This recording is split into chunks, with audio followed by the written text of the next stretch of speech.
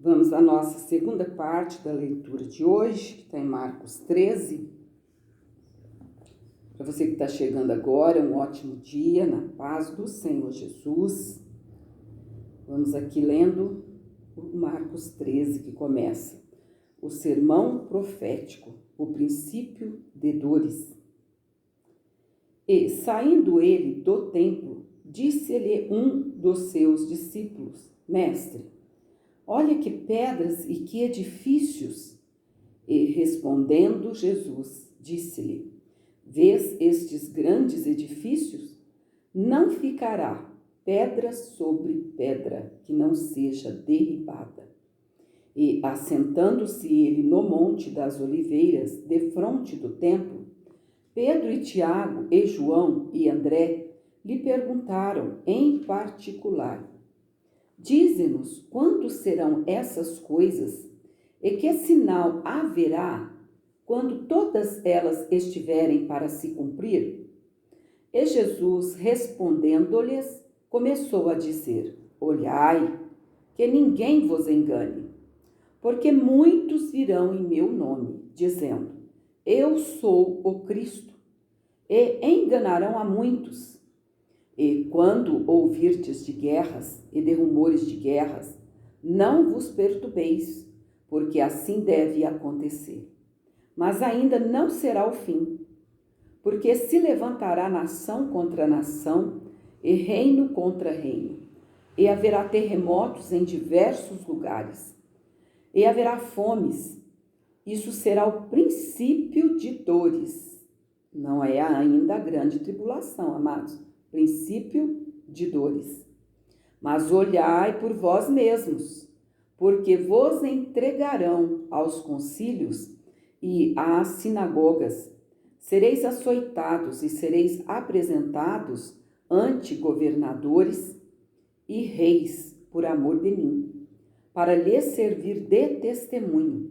Mas importa que o evangelho seja primeiramente pregado entre todas as nações.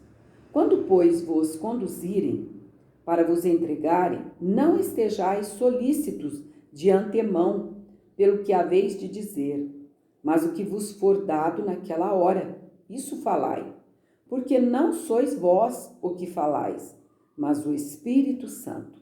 Muitos leem esse versículo aqui, amados, versículo 11 do capítulo 13 de Marcos, e aí condenam a teologia, condenam o sermão, condenam a escatologia, condenam a hermenêutica, a homilética, que é a arte de preparar o sermão.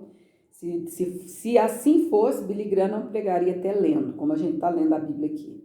Isso aqui não está dizendo sobre preparar um sermão para pregar, amados. Está falando que quando a gente for entregue lá, não tem sermão nenhum, não tem nada escrito, mas está aqui, ó, na nossa mente, certo? Aí o Senhor vai fazer nos lembrar, é lógico, do que a gente leu. Quem não ouve, quem não lê, ouve. Não é verdade?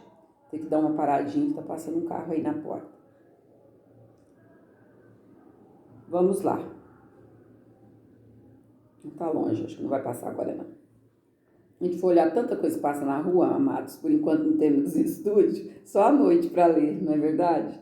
Eu quero deixar gravado para você ter o dia todo para comer essa palavra, através de ouvir. A palavra do Senhor diz: aquele que tem ouvidos, ouça.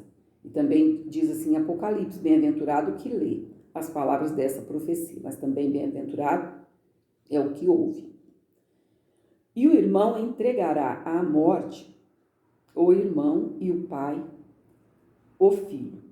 E levantar-se-ão os filhos contra os pais, e os farão morrer. Ou seja, tudo no princípio de dores vai acontecer esse tipo de coisa aqui. Não é o que está acontecendo? Pai matando filho, filhos matando pais, matando os irmãos.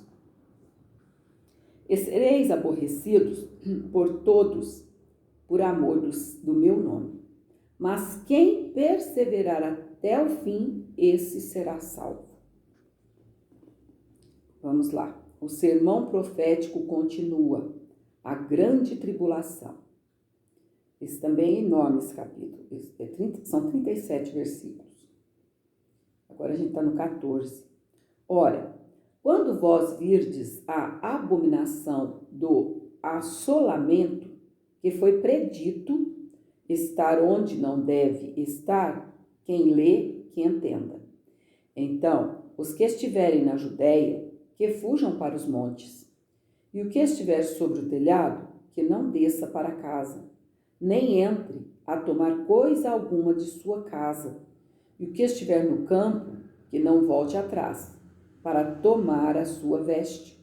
Mas ai das grávidas e das que criarem naqueles dias. Outra tradução diz amamentarem. Orai, pois, para que a vossa fuga não suceda no inverno, porque naqueles dias haverá uma aflição tal qual nunca houve desde o princípio da criação, que Deus criou até agora, nem jamais haverá. Sim, aqui já está falando sobre a grande tribulação, amados. Então, eu esqueci aqui do cabeçalho. O sermão profético continua a grande tribulação. Aqui sim já está na grande tribulação. E se o Senhor não abreviasse aqueles dias, nenhuma carne se salvaria, mas por causa dos escolhidos que escolheu, abreviou aqueles dias. É por isso que muitos dizem que a igreja vai ficar para a grande tribulação. Eu penso, né, na minha humilde maneira de pensar, que é por causa desse versículo 20 aqui do capítulo 13, né, de Marcos. Agora eu vou ter que esperar um minutinho mesmo, senão não tem como entender. Então, por que fala sobre os escolhidos, amados? Vamos dar um tempinho.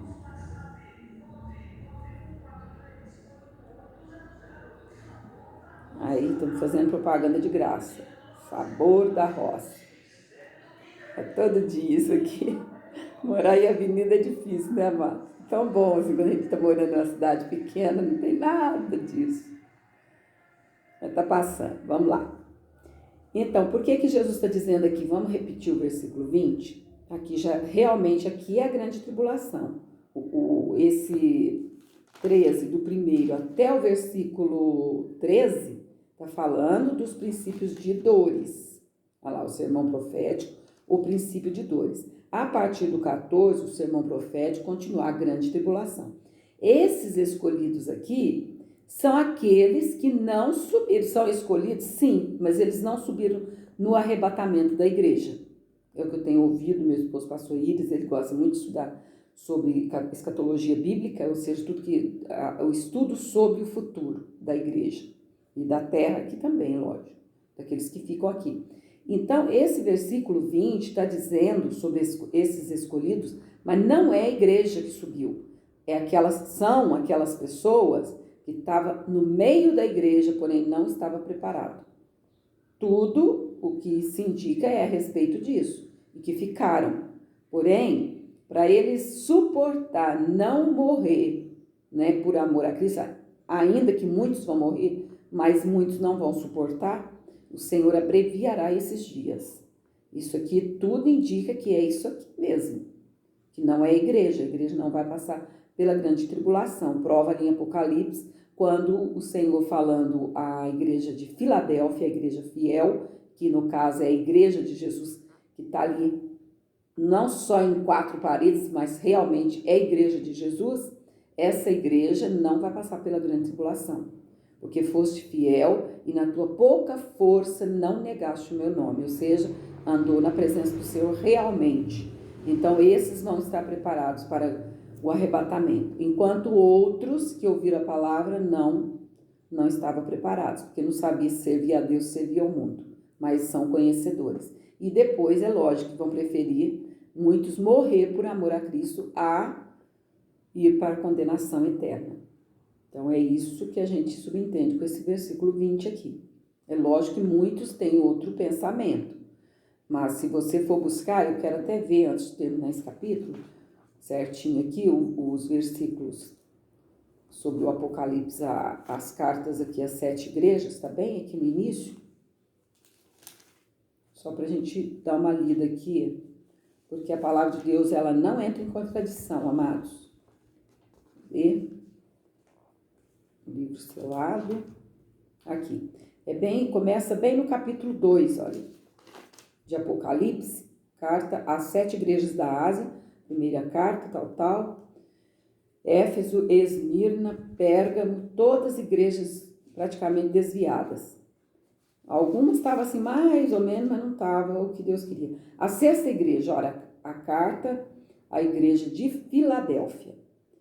E ao anjo da igreja que está em Filadélfia, escreve: isto diz o que é santo, o que é verdadeiro, o que tem a chave de Davi, o que abre e ninguém fecha, o que fecha e ninguém abre. Eu sei as tuas obras, eis que diante de ti pus uma porta aberta e ninguém a pode fechar. Tendo pouca força, guardaste a minha palavra e não negaste o meu nome. Quer ver onde ele vai falar? Aqui é o versículo 7 e 8. Vamos lá. Versículo 10. Como guardaste a palavra da minha paciência, também eu te guardarei da hora da tentação que há de vir sobre todo o mundo, para tentar os que habitam na terra. Ou seja, o Senhor vai guardar como? Guardar em quartos eternos, como diz em Isaías. Agora eu não sei o versículo certinho, mas quando a gente for ler o livro de Isaías, ou se alguém tiver curiosidade de saber sobre Isaías, que fala sobre esse versículo, comenta aí, coloca o seu comentário aí, bem no rodapé, e a gente procura, através do dicionário bíblico, para achar o versículo exatamente. Mas a igreja não ficará para a grande tribulação. Vamos lá. Amados, é tão profundo isso aí que não tem como. Simultaneamente, a igreja está 7 anos nas bodas do Cordeiro e nos mesmos 7 anos ela está aqui na grande tribulação. Não faz sentido. Só isso aí refuta tudo. Vamos lá.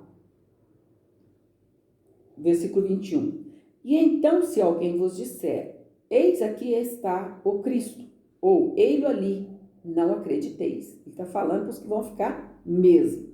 Porque se levantarão falsos cristos e falsos profetas e farão sinais e prodígios para enganarem, se for possível, até os escolhidos. Mas vós vede, eis que de antemão vos tenho dito tudo. O sermão profético continua, a vinda do Filho do Homem. Aqui está falando sobre, já está em outro tempo. Aqui é no final da grande tribulação, quando Jesus vem com a igreja lavada, remida no sangue do Cordeiro. Ele vem com ela para estabelecer o milênio. Por isso que aqui vai dizer que todo olho verá. É uma volta em 2 fases. É muito assim, um tanto complicado para se entender, mas vai se entendendo, porque a palavra do Senhor, ela não se contradiz. Aí vai dizer, ora, versículo 24. Naqueles dias, depois daquela aflição, o sol se escurecerá, ou seja, depois da grande tribulação, depois daquela aflição, e a lua não dará a sua luz. O sol se escurecerá, voltando, e a lua não dará a sua luz, ou seja, vai ser treva espessa. E as estrelas cairão do céu, e as forças que estão nos céus serão abaladas. Amados, quero parar só um minutinho aqui. Há aqueles que dizem que já estamos na grande tribulação. Quem já viu uma escuridão espessa dessa que o povo fica tão atônito quando vai ter uma eclipse aí, vamos dizer assim, meia fase, em tal país, em tal estado. Não, aqui vai ser treva espessa. E além disso, estrelas caem do céu. Quem será que já viu uma estrela cair do céu e fazer um buraco maior que um campo de futebol? Nunca vimos. Então não estamos na grande tribulação. São só princípios de dores. Tudo que você está vendo aí que os homens já estão desmaiando até de terror, não, ainda são princípios de dores. Vamos lá. Versículo 26. Vamos terminar o versículo 25. E as forças que estão no céu serão abaladas.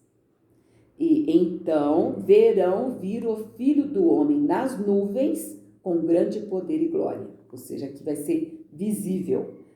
Na primeira fase, ele virá para a igreja. Na segunda fase, ele virá com a igreja.